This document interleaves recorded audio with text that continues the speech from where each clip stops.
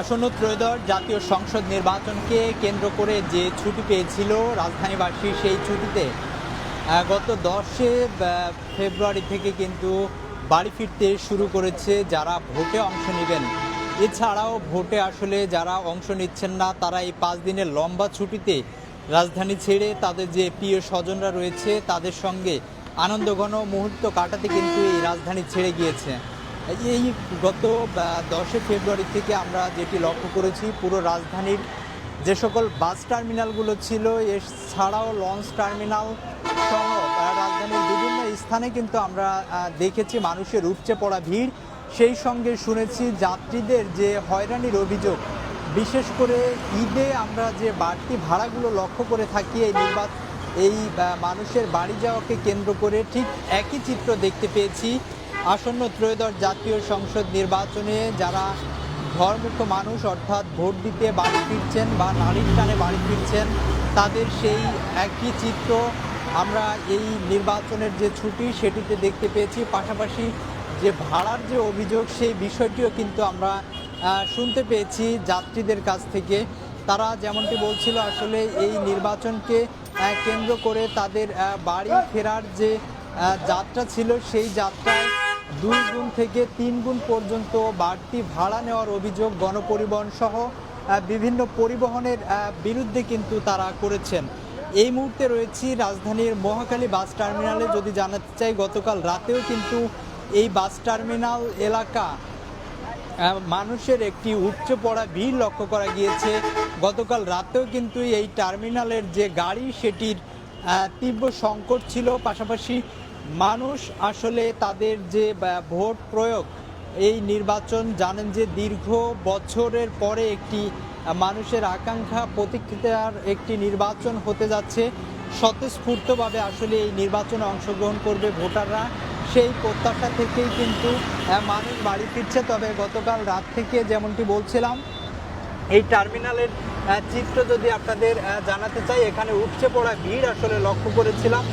পাশাপাশি যাত্রীরা যেটি অভিযোগ করছিল, এখানে যে স্বাভাবিক যে ভাড়া ছিল, সেই ভাড়ার থেকে কয়েক গুণ বেশি ভাড়া কিন্তু নেওয়া হচ্ছে, এমন অভিযোগ যাত্রীরা করছিল। তবে আজকের যে চিত্রটা আপনাদের দেখাচ্ছি, সেটি একেবারেই ব্যতিক্রম।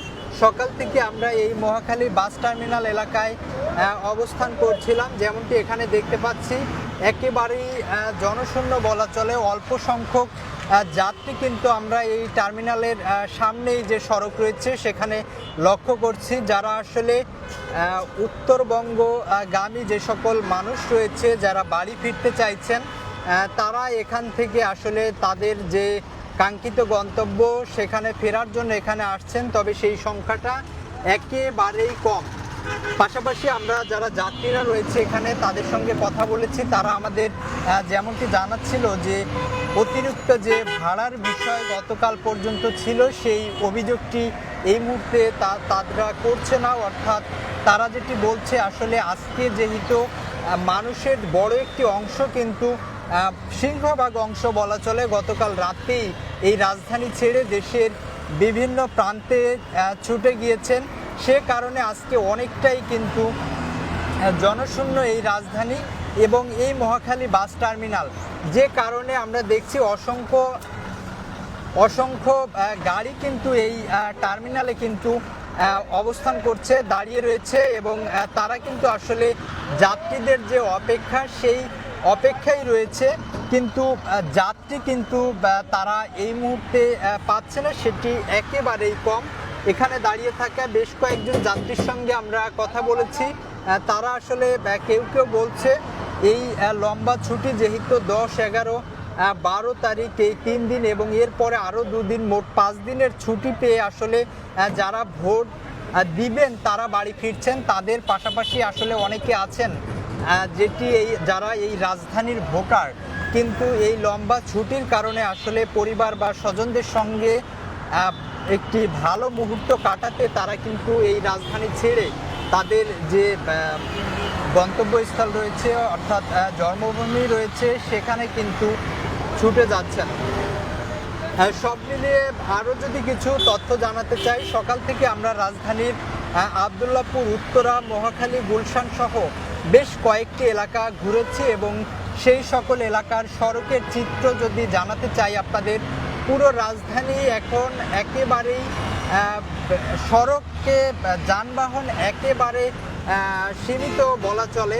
ঈদের ছুটিতে আসলে আমরা এই রাজধানী যেমনটা ফাঁকা দেখি তার চেয়ে অনেকটা বেশি ফাঁকা লক্ষ্য করা যাচ্ছে এই রাজধানীর সড়কগুলো।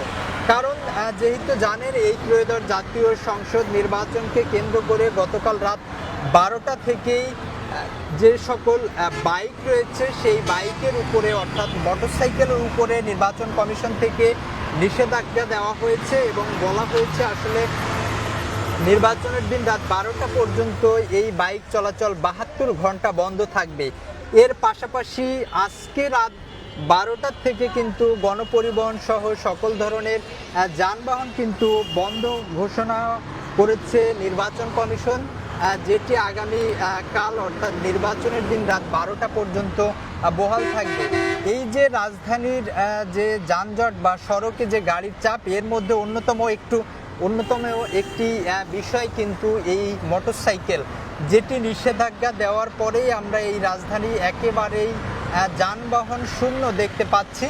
এবং যেমনটি জানাচ্ছিলাম সর্বশেষ আসলে এই শেষ মুহূর্তে অল্প সংখ্যক যারা রাজধানীতে, অল্প সংখ্যকও আসলে বলা যাচ্ছে না, কিছু সংখ্যক মানুষ রয়েছে যারা আসলে গতকাল এই ভোগান্তি কমাতে আজকে যাওয়ার পরিকল্পনা করেছিলেন বা বিভিন্ন কারণে যেতে পারেননি, তারা কিন্তু আজকে এই রাজধানী ছেড়ে তাদের যে গন্তব্যস্থল রয়েছে, বিশেষ করে এই মহাখালী বাস টার্মিনাল থেকে ময়মনসিংহ, শেরপুর, জামালপুর, কিশোরগঞ্জ, নরসিংদী সহ এবং উত্তরবঙ্গের যে সকল জেলা রয়েছে, টাঙ্গাইল, বিশেষ করে টাঙ্গাইল অঞ্চল যেটি রয়েছে, সেই টাঙ্গাইলের জেলার মানুষ কিন্তু এই মহাখালী বাস টার্মিনাল ছেড়ে নির্বাচনের আগের দিনেই রাজধানী ছাড়ছে। দর্শক, এই ছিল রাজধানীর মহাখালী বাস টার্মিনাল থেকে ভোটের ছুটিতে রাজধানী ছেড়ে বাড়ি ফেরা ঘরমুখো মানুষের সর্বশেষ তথ্য। সঙ্গে ছিলাম আমি আরিফ শেখ।